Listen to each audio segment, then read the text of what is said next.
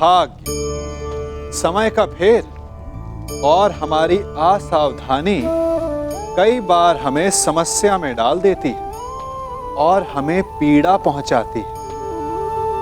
फिर हम कभी अपने मित्रों से, कभी अपने आप से, कभी ईश्वर से केवल एक ही प्रश्न पूछते हैं कि क्यों, मेरे साथ ही ऐसा क्यों हुआ?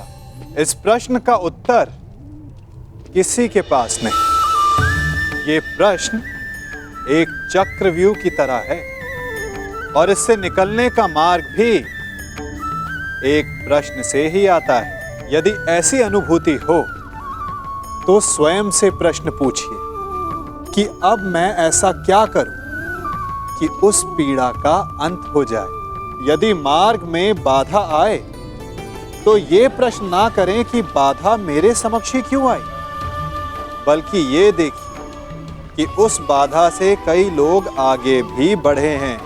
आगे बढ़ने के लिए पांव से धरती को धकेलना पड़ता है। जो बीत गया उसकी पीड़ा का मरहम बीते हुए कल में नहीं, आने वाले भविष्य में मिलेगा। वर्तमान को अतीत के अन्याय का शोक मनाने में व्यर्थ ना करें। वर्तमान का उपयोग ये सोचने में करें कि ऐसा क्या किया जाए कि भविष्य में किसी दूसरे को वो पीड़ा ना सहनी पड़े।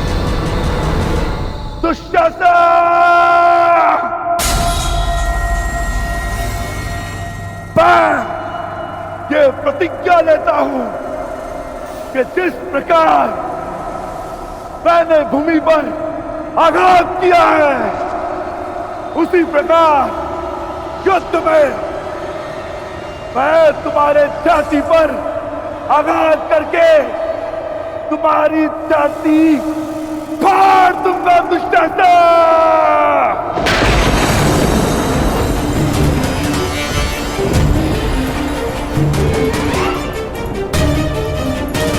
तुम्हारे छाती के लहू से याज्ञसेनी के केश धोऊंगा।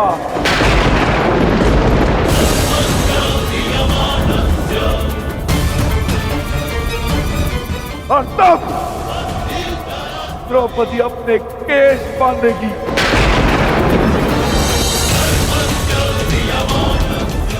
तुम्हारे छाती का लहू पीकर मैं अपनी प्रतिज्ञा पूरी करूंगा।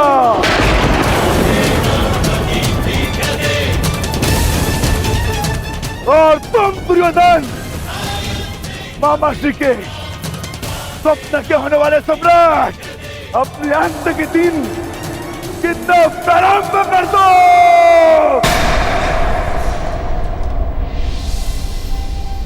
दुर्योधन, मुझे तो भय लग रहा है भीम का।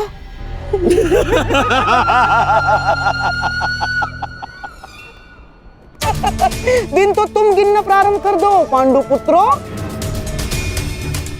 और हाँ, ठीक से दिन, प्रहर और क्षणों की गणना करना।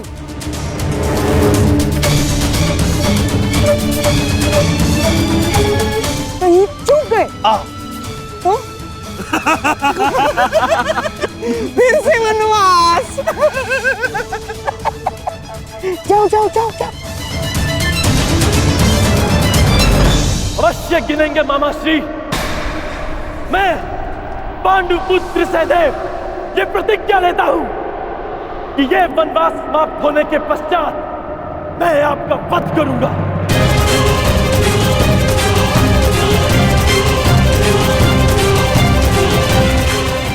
मेरा वध?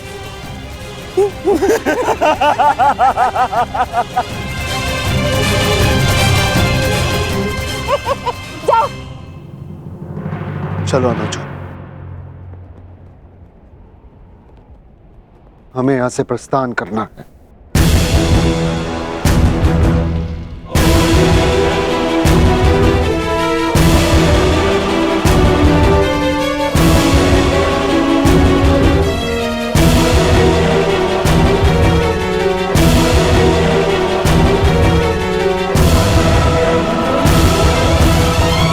तेरा वर्ष स्मरण रखना, और तुम भी स्मरण रखना कि 13 वर्षों के पश्चात उस महासंग्राम में तुम्हारा सामना मुझसे होगा।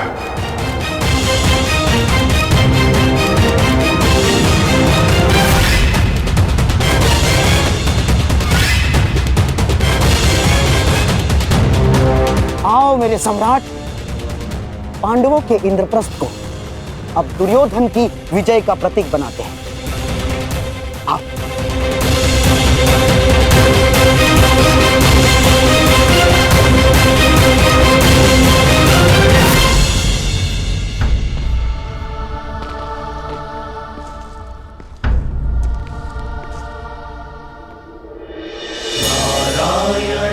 नमस्कृत्य नरं चैव नरोत्तमं देवीं सरस्वतीं व्यासं ततो जयमुदीरयेत्।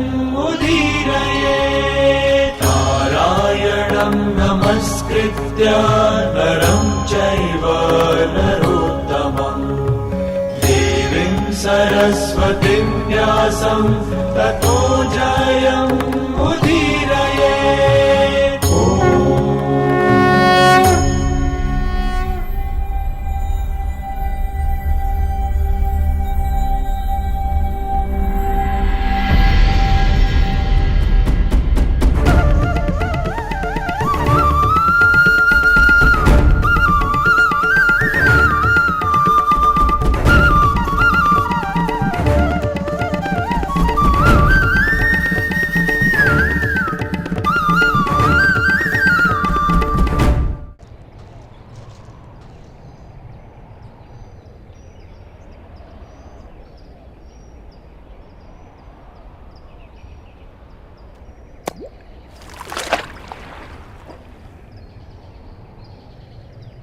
ऊपर से कितना शांत प्रतीत होता है न कर्ण, परंतु भीतर से न जाने कितनी बड़ी अशांति, कितना बड़ा ज्वार छिपा कर बैठा है। आपने मुझे जल की अशांति के विषय में बताने के लिए तो नहीं बुलाया केशव। जल की बात कौन कर रहा है कर्ण? मैं तो मनुष्य के मन की बात कर रहा हूं।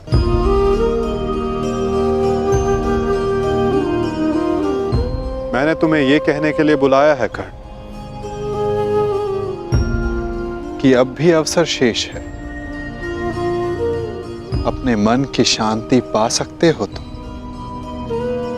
तो बोलो कर्ण। इतना बड़ा अनर्थ देखने के पश्चात भी क्या तुम अब भी दुर्योधन का पक्ष चुनोगे? किसका पक्ष चुनो केशव? किसने उचित किया, किसने अनुचित? किसने धर्म किया, किसने अधर्म? कौन था उस सभा में जो उस पाप के लिए उत्तरदायी नहीं था? हाँ, इस अनर्थ के लिए दुर्योधन अवश्य उत्तरदायी था, परंतु पांडव भी कम दोषी नहीं थे।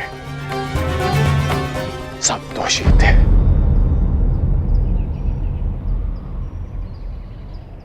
मैं भी दोषी हूं केशव।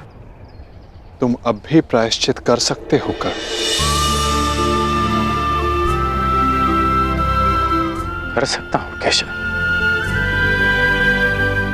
परंतु अब प्रायश्चित का नहीं, दंड पाने का समय है। अपने कर्मों का फल पाने का समय है। अनिच्छा से ही सही,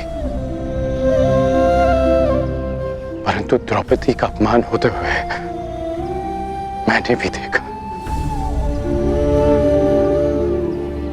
विवश होकर मैंने पांचाली को वेश्या कहा। एक स्त्री के लिए मेरे मुख से ऐसे शब्द निकले केशव।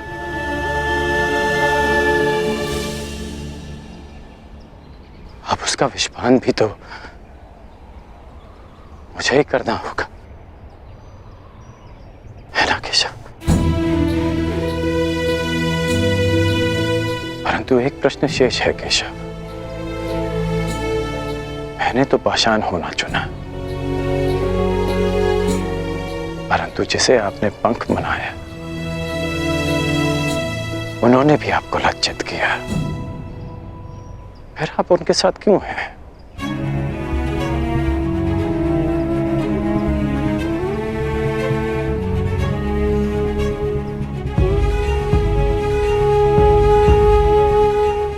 यही प्रश्न उस पंख ने भी मुझसे किया था और जो उत्तर मैंने उसे दिया वही उत्तर मैं तुम्हें भी दूंगा कर्ण।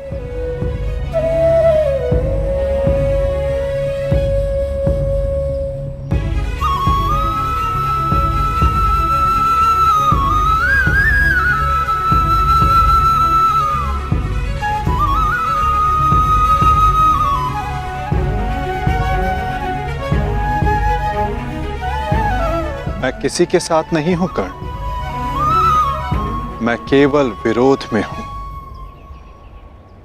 हर पाप के, हर अत्याचार के। मुझे मेरे प्रश्न का उत्तर मिल गया केशव।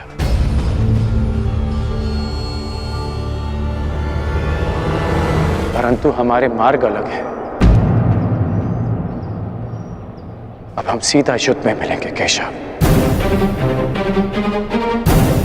जहां मैं दुर्योधन का साथ दूंगा। अपना कर्तव्य निभाने के लिए नहीं, परंतु द्रौपदी के साथ जो पाप हुआ उसका परिणाम भोगने के लिए। मैं जानता हूं केशव कि 13 वर्षों के पश्चात एक महासंग्राम होगा, एक महाभारत होगा, जहां आप मेरे विरुद्ध खड़े होंगे। आप अपना धर्म निभाइए और मैं अपना धर्म निभाकर अपना पश्चाताप पूर्ण करूंगा।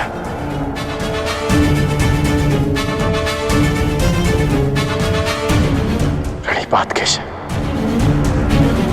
न्यायानाम् अधिकाराणाम् प्राप्त्यर्थम् साम्राज्यर्थम् न्यायानाम् अधिकाराणाम् प्राप्त्यर्थम् साम्राज्यर्थम्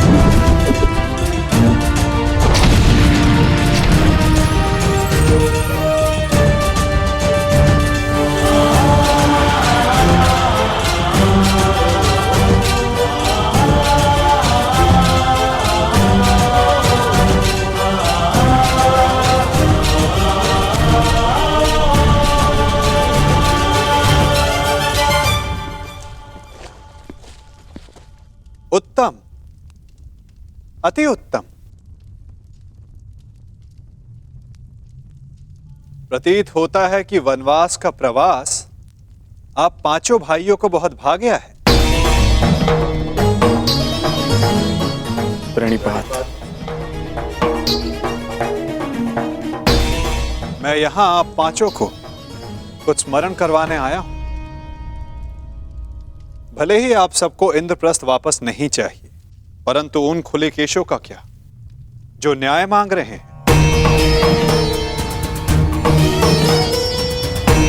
इस भांति वनवास के प्रवास का आनंद उठाकर आप इन खुले केशों को न्याय दिलवाएंगे।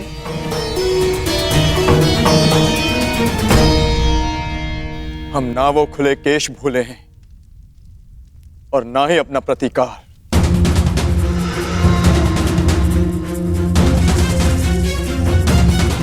हम युद्ध की तैयारी कर रहे हैं माधव। जो युद्ध होगा वो ऐसा युद्ध होगा जो ना आज तक कभी हुआ है और ना कभी होगा।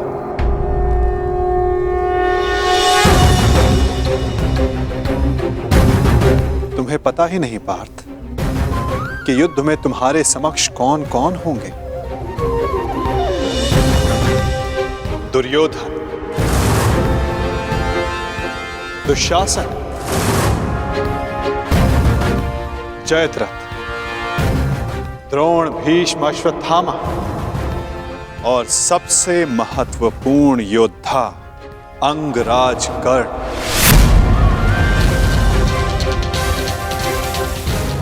ये एक भीषण युद्ध होगा और इस युद्ध की तैयारी भी भीषण करनी होगी पार्थ।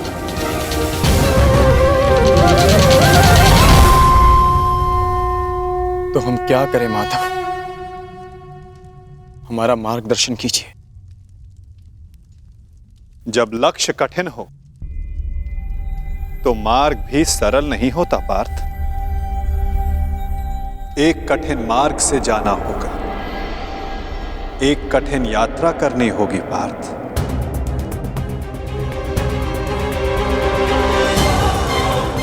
अपने शस्त्रों की तीक्ष्णता और अस्त्रों की शक्ति बढ़ाने का समय आ गया है।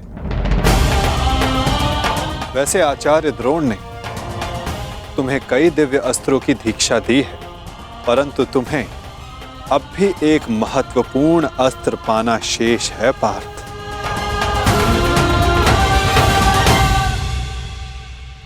पशुपतास्त्र।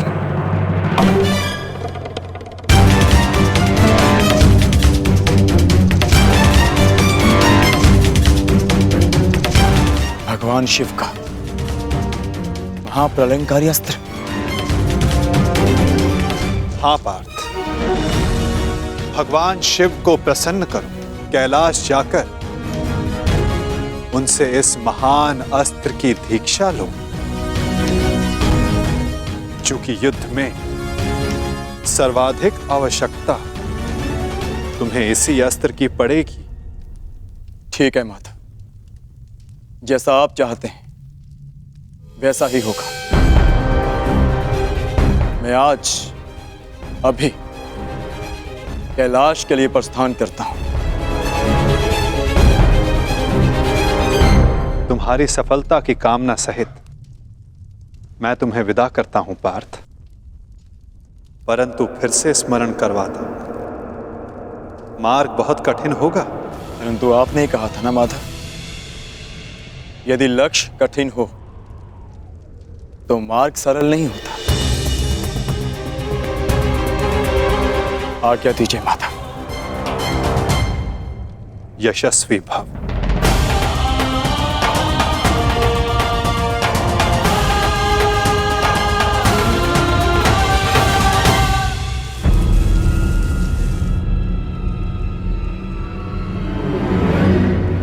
क्या हुआ माधव? अब वहां देखकर मुस्कुराए क्यों? क्या था वहां? गुप्तचर जो गुप्त नहीं रह पाया। सुना क्या कहा गुप्तचर ने? अर्जुन पशुपतास्त्र लेने कैलाश पर्वत जा रहा है। और मेरा ये महान पुत्र यहाँ चैन से बैठकर बंसी बजा रहा है। मैं अंधा हूं, फिर भी तुम्हारा भविष्य देख सकता हूं। अंधकार में जा रहा है तुम्हारा भविष्य। महाराज, आप व्यर्थ ही चिंता करते हैं। अर्जुन का कैलाश पर्वत पहुंचना सरल नहीं होगा। अस्त्र पाना तो बहुत दूर की बात है। अच्छा, तुम भूल रहे हो गांधार राज, अर्जुन बली है, हठी है, पराक्रमी है। यदि उसने वो अस्त्र पा लिया तो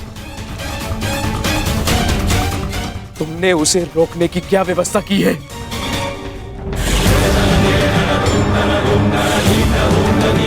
महाराज, आप क्या समझते हैं? इतने दिनों से महर्षि दुर्वासा का सत्कार हम यूं ही कर रहे हैं। महर्षि दुर्वासा के वरदान में बल है तो श्राप महाबलशाली है।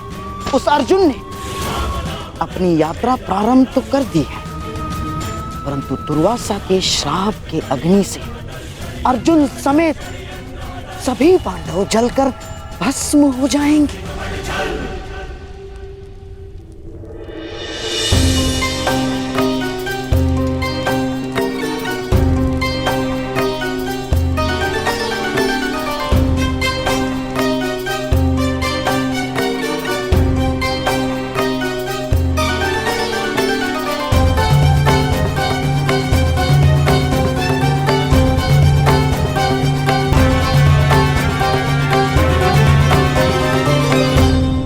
प्रणाम महर्षि।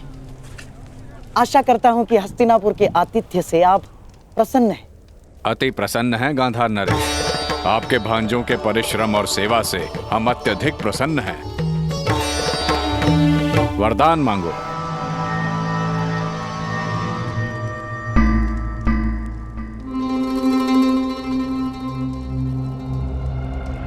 क्या हुआ गांधार नरेश? आपकी आंखों में अश्रु क्यों हैं? क्या करे महर्षि, पांडवों का स्मरण हो आया मुझे।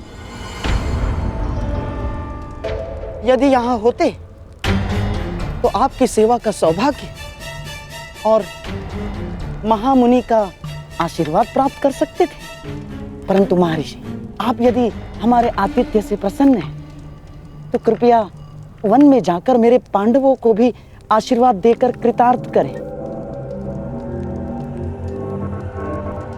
हाँ, और उन्हें भी अपनी सेवा का अवसर प्रदान करें, क्योंकि इस समय उन्हें आपके आशीर्वाद की बहुत बहुत आवश्यकता है महर्षि। अवश्य, हम आज ही प्रस्थान करेंगे। वत्स मध्यसेन। जी गुरुदेव। जाकर पांडवों को सूचित कर दो कि हम उनका आतिथ्य सत्कार प्राप्त करने पधार रहे हैं।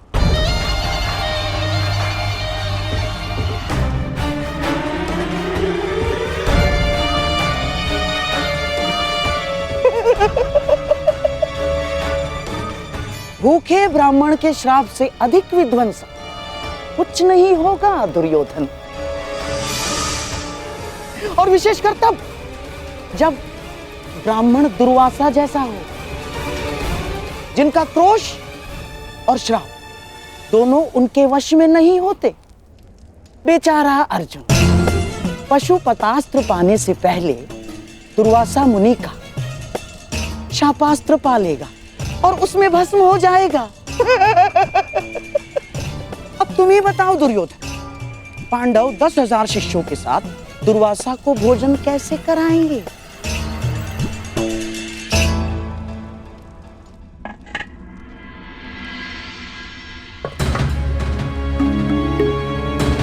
घर में अन्न का एक भी दाना शेष नहीं है।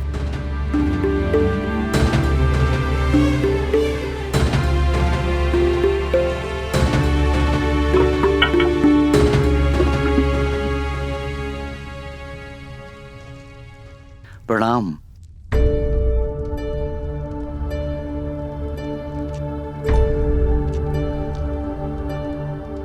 प्रणिपात ब्राह्मण पुत्र, क्या आप वन में मार्ग भटक गए हैं? नहीं, मैं केवल ऋषि दुर्वासा का संदेश लेकर आया हूं। महर्षि दुर्वासा पधार रहे हैं।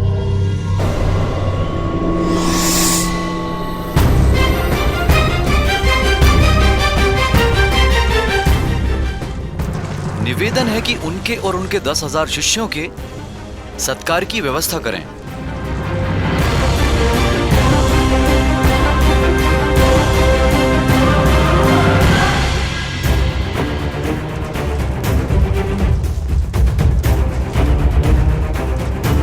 दुर्योधन, जो काम लाक्षागृह नहीं कर पाया, वो काम दुर्वासा का श्राप अवश्य करेगा।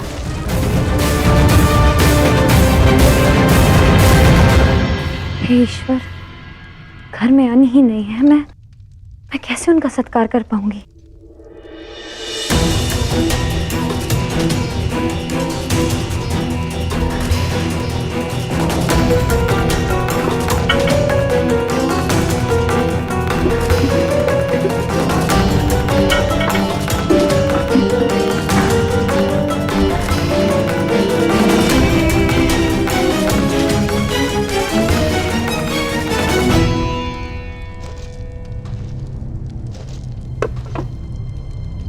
महर्षि दुर्वासा पधार गए हैं। हे गोविंद, अब बस आप ही का सहारा है।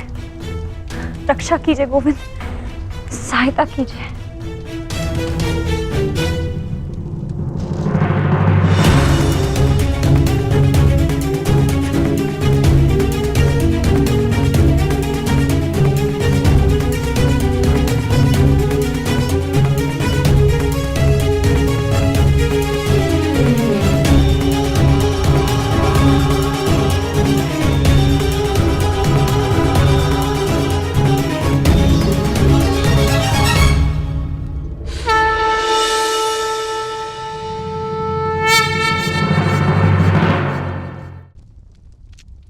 बहुत विकट समस्या में हूं गोविंद, रक्षा कीजिए। सखी, भूखे पेट मुझे कुछ नहीं सूझता। पहले मेरी क्षुधा पूर्ति की व्यवस्था करो, उसके पश्चात ही मैं तुम्हारी समस्या का समाधान कर पाऊंगा। परंतु सखा। सखी, मुझे भूख लगी है। अब जो कुछ भी घर में है ले आओ, उसके पश्चात बैठकर बात करेंगे। जाओ जाओ।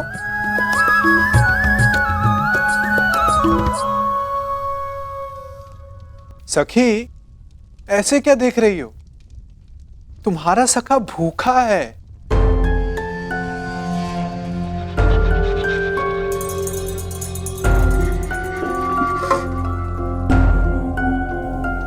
आपने तो समस्या और बढ़ा दी है सखा। घर में अन्न का एक भी दाना नहीं है। असत, तुम कब से इतनी कृपण हो गई सखी? अपने सखा से भोजन छिपा रही हो? हटो, मैं खुद ही देख लेता हूं।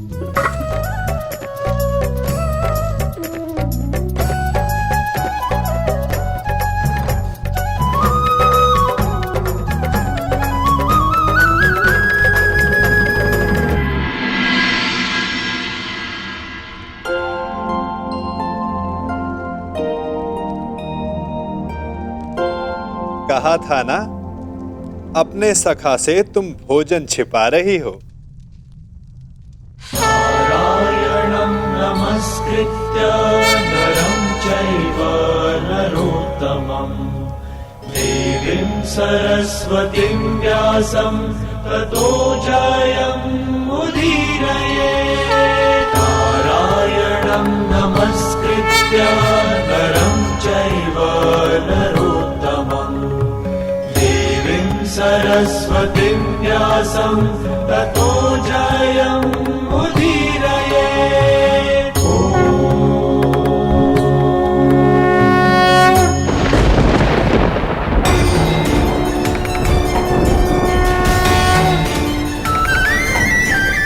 श्री कृष्ण गोविंद हरे मुरारी,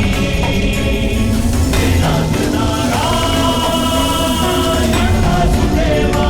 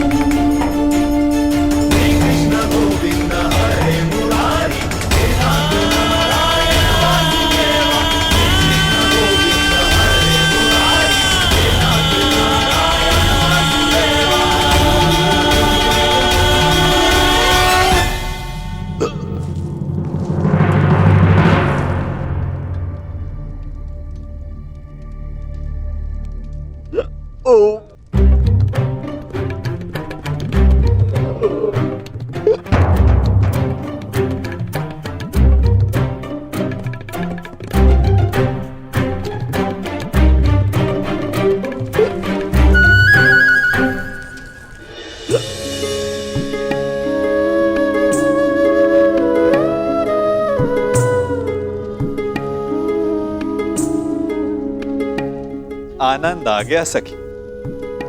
अब जाकर मेरी भूख शांत हुई।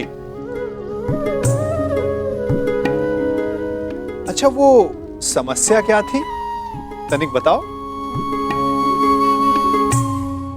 सखा, वो महर्षि दुर्वास। कल्याण हो पांचाली।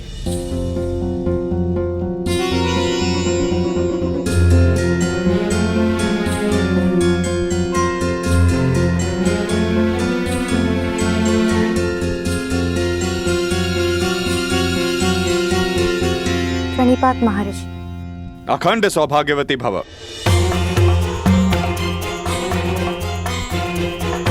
वो महर्षि दुर्वासा, आपसे निवेदन है कि थोड़ा जल मिलेगा? जी जी जी।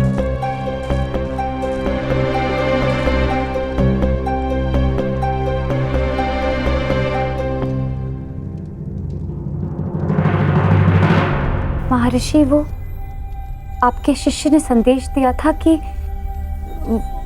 वो भोजन। क्षमा चाहता हूं यज्ञसेनी, अब हम भोजन नहीं कर पाएंगे। हमारा पेट भर चुका है। कष्ट के लिए क्षमा चाहता हूं।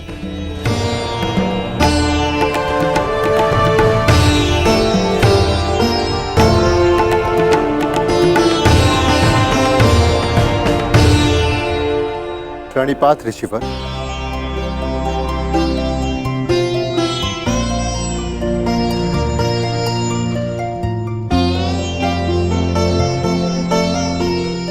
प्रणिपात महर्षि, आपका अचानक यहाँ आगमन? मुझे शकुनी ने कहा था मैं यहाँ आकर पांडवों का सत्कार ग्रहण करूं।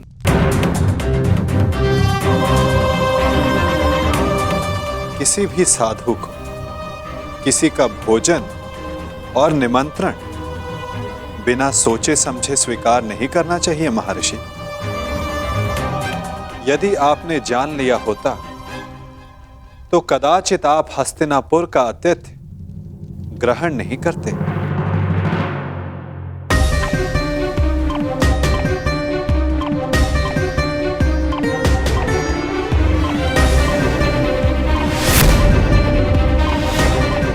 जीतने वाला दूसरे के राज्य पर 13 वर्ष का अधिकारी हो और हारने वाले को 12 वर्ष का वनवास और 1 वर्ष के अज्ञातवास पर जाना होगा। उन कौरवों ने केवल तुम्हारे साथ ही नहीं अपितु मेरे साथ भी छल किया है। छल करके उन्होंने मुझसे तुम्हें श्राप दिलाने की योजना बनाई। मैं उन्हें अभी भस्म कर दूंगा। नहीं ऋषिवर, आप ऐसा अनर्थ नहीं करेंगे। वरों का नाश करना हमारी प्रतिज्ञा है। तो मैं तुम्हें आशीर्वाद देता हूं कि तुम अपने प्रयोजन में अवश्य सफल होंगे।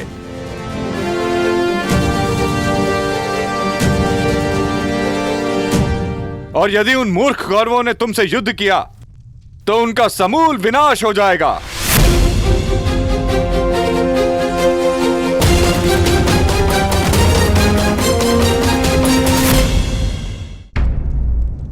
वाह शकुनी, वाह! क्या उत्तम प्रयत्न किया है तुमने। श्राप दिलवाने गए थे पांडवों को, वरदान दिलवाकर लौटे हो। तुम्हारी तो जय जयकार होनी चाहिए, जय जयकार। समझ में नहीं आता कैसे पांडवों से हस्तिनापुर की रक्षा की जाए और कैसे अपने इस मूर्ख पुत्र की सुरक्षा की जाए। मैं बताता हूं कि क्या करना है।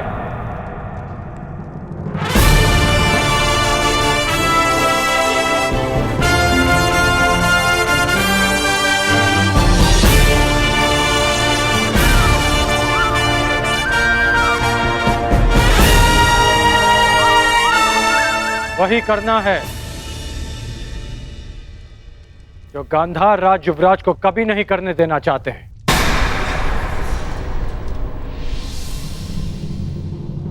पराक्रम।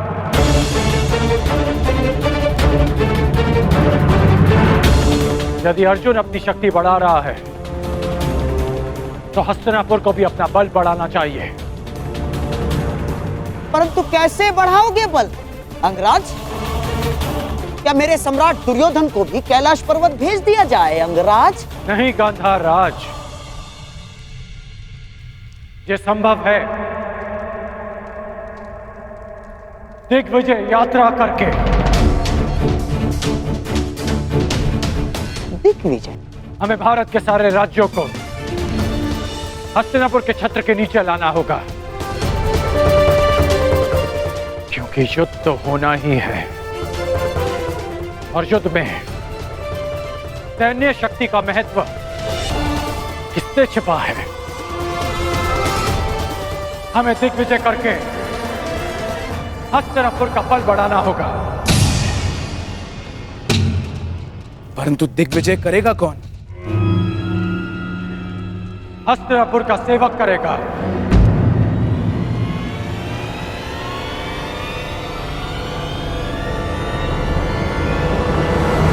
मैं करूंगा दिग्विजय यात्रा। यदि अर्जुन तपस्या से शक्ति प्राप्त करेगा तो मैं अपने पराक्रम से हस्तिनापुर का बल बढ़ाऊंगा।